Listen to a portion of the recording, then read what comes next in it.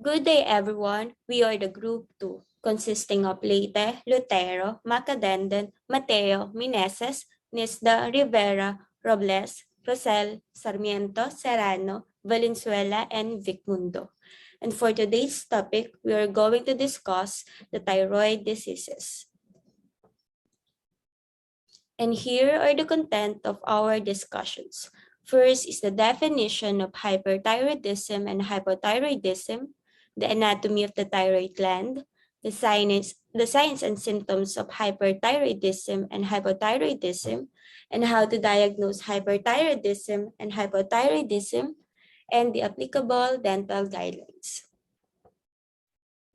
To start, we need to know what is the thyroid gland. The thyroid gland is a little butterfly-shaped gland found at the base of the front of the neck.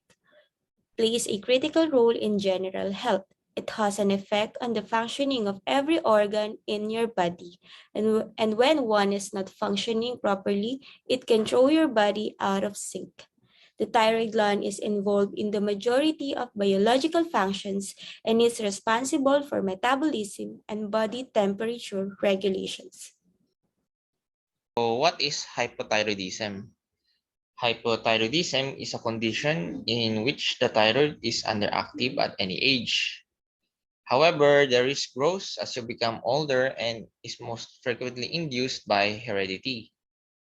Hypothyroidism is 3 times as common in women than in men.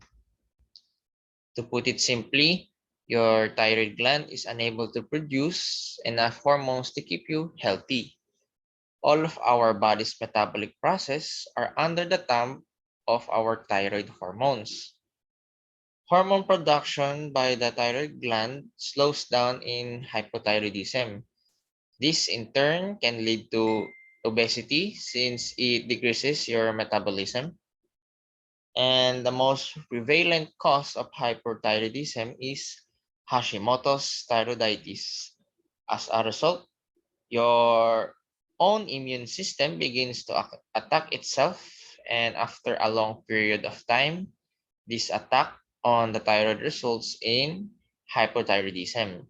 Hashimoto's thyroiditis is more common in women than men, as is the case with many autoimmune disorders.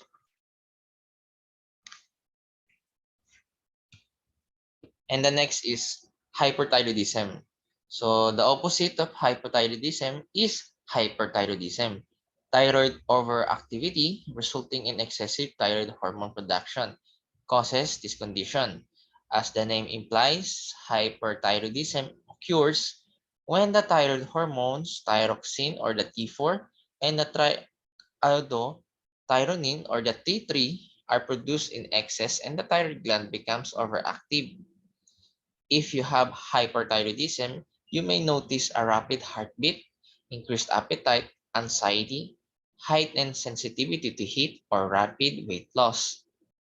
Hyperthyroidism is most frequently manifest in cells in 3 ways, such as the thyroiditis or the thyroid inflammation, thyroid nodule that produces an abnormal amount of T4 hormone, and last is the Graves' disease, an inflammatory disorder.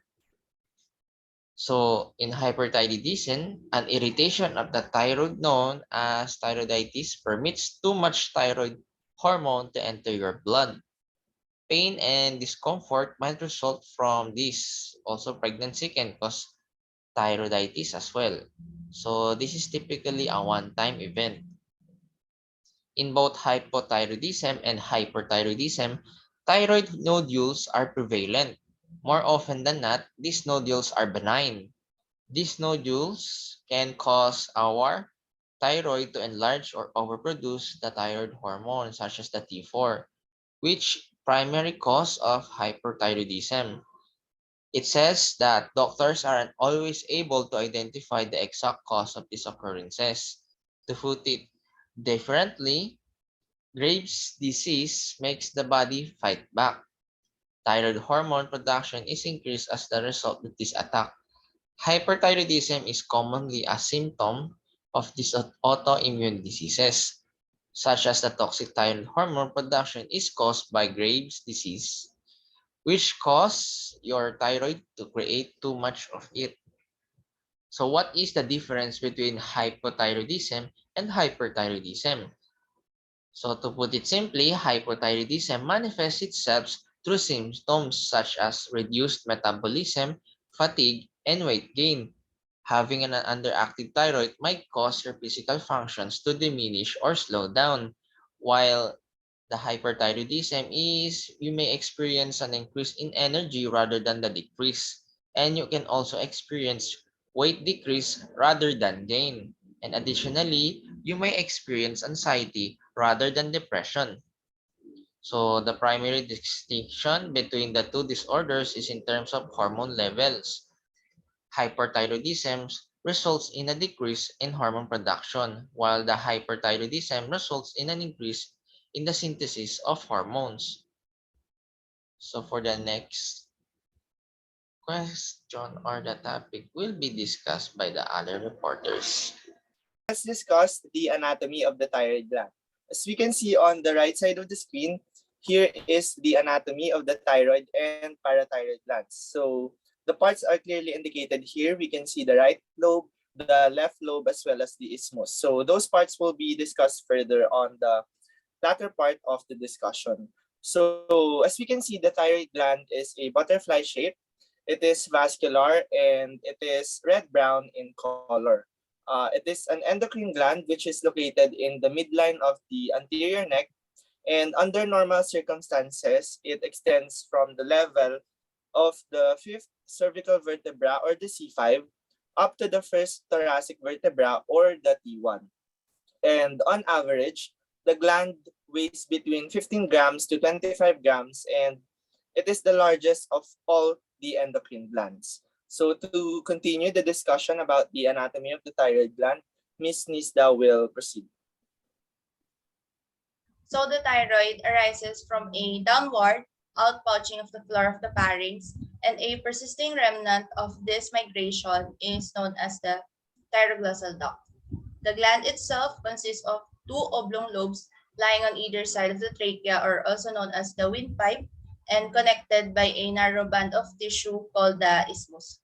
The next reporter will be Miss Macadenten to add more information about thyroid gland. So in addition to what Mr. Sarmiento and what Ms. Nisda have discussed, the globes of the gland as well as the isthmus contain many small globular sacs called follicles. The follicles are lined with follicular cells and are filled with the fluid known as colloid that contains the prohormone thyroglobulin. The follicular cells contain the enzymes needed to synthesize thyroglobulin as well as the enzymes needed to release thyroid hormone from thyroglobulin. When the thyroid hormones are needed, thyroglobulin is reabsorbed from the colloid in the follicular lumen into the cells, where it is split into its component parts, including the two thyroid hormones called thyroxine or the T4 and the triiodothyronine or the T3. The hormones are then released, then passing from the cells into this circulation. The next topic that will be discussed is about the signs and symptoms of hyperthyroidism and the hypothyroidism. We will be discussing the signs and symptoms. So this will be reported by Rivera, Robles, and Rosell. So first, we will define the signs and the symptoms. So for the signs, it is objective, which is ito yung nakikita ng physicians natin. While for the symptoms, ito ay subjective, which is ito yung nararamdaman ng patient natin. So what are the signs and symptoms of hyperthyroidism? Hyperthyroidism can mimic other health problems, which can make it difficult for your doctor to diagnose. It can also cause a wide variety of signs and symptoms, including unintentional weight loss or pagbagsak ng timbang. Next is rapid heartbeat, which is tachycardia. Next is irregular heartbeat, such as arrhythmia, pounding of the heart, increased appetite or mas maganang kumain or mas malakas kumain. Next is nervousness, anxiety, and irritability, tremor, sweating, changes in menstrual patterns, lalo na sa women, increase in sensitivity to heat, changes in bowel patterns, especially more frequent bowel movements, an enlarged thyroid gland, which may appear as swelling at the base of your neck. Next is fatigue or muscle weakness, meaning pagkapagod and pagkasakit ng mga kasukasuan. Next is difficulties in sleeping or insomnia. Next is skin thinning. And lastly, the fine brittle hair. The next reporter would be Miss Robles. So for the signs and symptoms of hypothyroidism, it includes feeling of tiredness or fatigue, experiencing numbness and tingling in your hands, having constipation and gaining weight, experiencing soreness throughout your body can include muscle weakness, having higher than normal blood cholesterol levels, feeling depressed, being unable to tolerate cold temperatures, having dry, coarse skin and hair, experiencing a decreased sexual interest, having frequent and heavy menstrual periods, seeing physical changes in your face, such as drooping eyelids as well as puffiness in the eyes and face, having your voice become lower and hoarse, and lastly, feeling more forgetful or brain fog. So for the mnemonics of the signs and symptoms of hypothyroidism, it will be discussed by Karil P. Rosell. So para ma-remember natin ng mabuti, here is the mnemonic for hyperthyroidism. Always remember the word sweating. It includes sweating, weight loss, emotional liability, appetite is increased, tremor or tachycardia due to atrial fibrillation, intolerance to heat or irregular menstruation, nervousness, and goiter and GI problems such as diarrhea.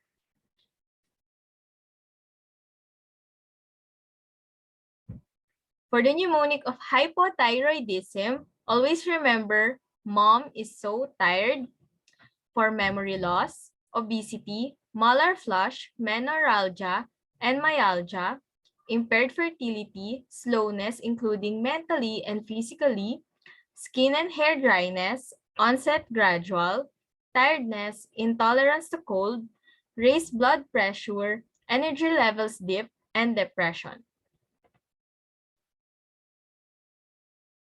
So here's the comparison between the hypothyroidism and hyperthyroidism. In hypothyroidism, it includes tiredness, weakness, lethargy, and decreased reflexes, poor concentration and memory, dry, coarse skin and hair, cold intolerance, cold body extremities, abnormal skin sensations like tingling, poking, numbness, chilling, and burning, constipation, weight gain with poor appetite, swelling or puffness of hands, feet, or face, decrease in heart rate, and heavy frequent periods in women.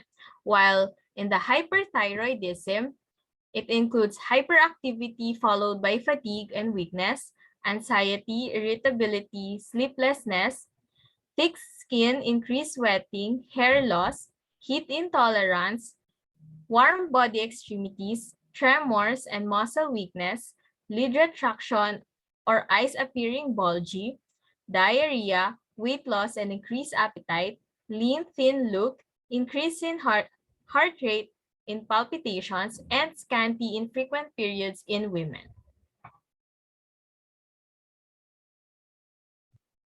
So, to continue the discussion, we will be reporting about the diagnosing of the hypothyroidism and hyperthyroidism. At first, we have the laboratory tests used in diagnosing the hypo and hyperthyroidism. So the TSH test, the healthcare professionals usually check the amount of TSH in your blood first. TSH is a hormone made in the pituitary gland that tells the thyroid how much T4 and T3 to make. A high TSH level most often means you have hypothyroidism or an underactive thyroid. Meanwhile, a low TSH level usually means you have hyperthyroidism or an overactive thyroid. The normal test range for an adult is 0.40 to 4.50 milli international unit per milliliter of blood. T4 test, a test for hypothyroidism and hyperthyroidism, and it is used to monitor treatment of thyroid disorders. Low T4 is seen with hypothyroidism, whereas high T4 levels may indicate hyperthyroidism. The normal range for an adult is 5 to 11 microgram per deciliter of blood. Lastly is the T3 test.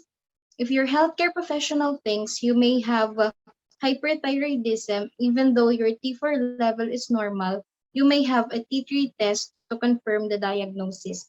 The normal range for T3 test is 100 to 200 nanogram per deciliter of blood. For diagnosing a hypothyroidism and hyperthyroidism, for hypothyroidism, blood tests show low T4 levels and high TSH levels.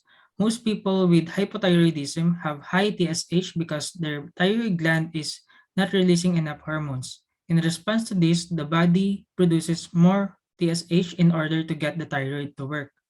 This results in high levels of TSH in the blood. Screening is now done at birth to detect hypothyroidism by determining the T4 and TSH levels.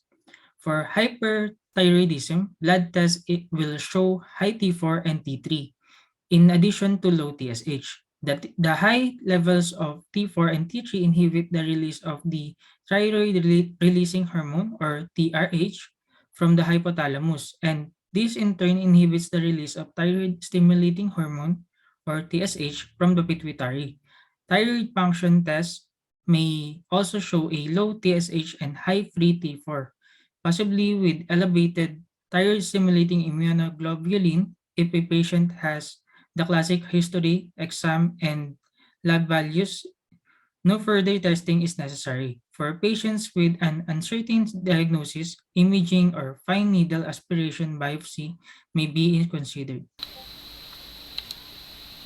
The oral healthcare professional can play a role in the screening of dental patients who have undiagnosed thyroid disease.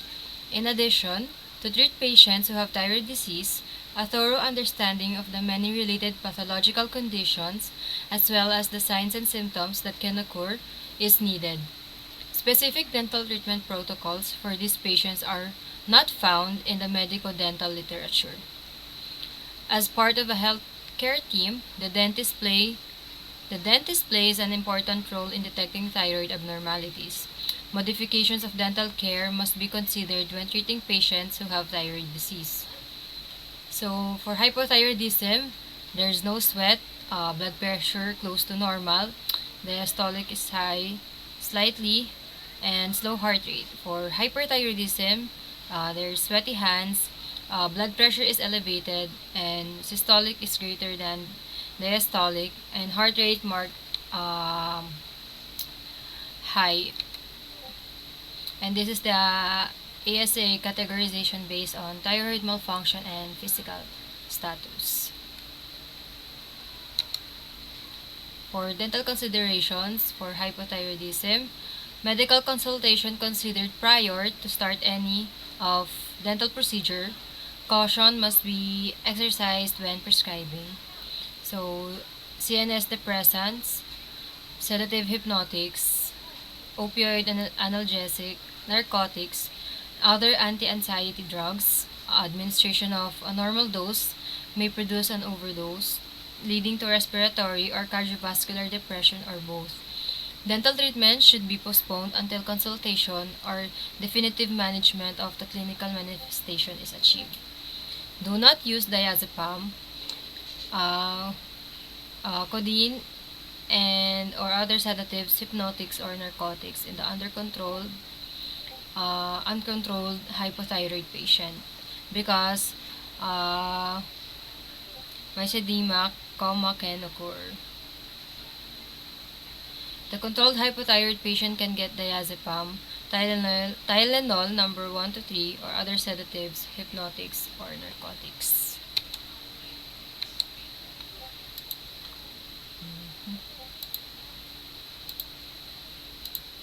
The patient with cretinism presents with maxillary prognatism and retardation of tooth development. Excessive caries plus macroglossia and swollen lips can occur due to myxedema when the condition is advanced. Hypothyroidism and local anesthetics. One is uncontrolled, so do not use epinephrine. Can cause a sluggish heart. Number two, controlled. Use xylocaine with epinephrine, but limit it with 2 carpules. Dental considerations for hypothyroidism. Mild degree of hyperfunction may show. Acute anxiety with little increase in clinical risk. Cardiovascular disorders like angina pectoris are exaggerated during dental procedure. Dental procedure should be postponed. Atropine position should be avoided because it can causes an increase in heart rate and may be a factor in precipitating thyroid storm. Epinephrine and other vasopressors should be used with caution. Like infiltration anesthesia using mepivacaine without epinephrine. So, dental guidelines. Accelerated tooth development occurs in children with hypothyroidism.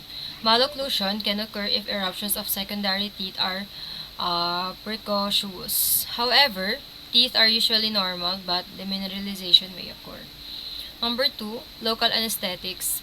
Epinephrine in the local anesthetic and epinephrine cords must absolutely be avoided during the time the patient is on PTU or metimazole. Once the patient is off these drugs, the use of local anesthetics with epinephrine can resume. However, limit it only to 2 carpules. So, PTU has antivitamin K activity and causes agranulocytosis and thrombocytopenia. Always check the CBC with platelet count and PT or INR when doing major dental work on such patients.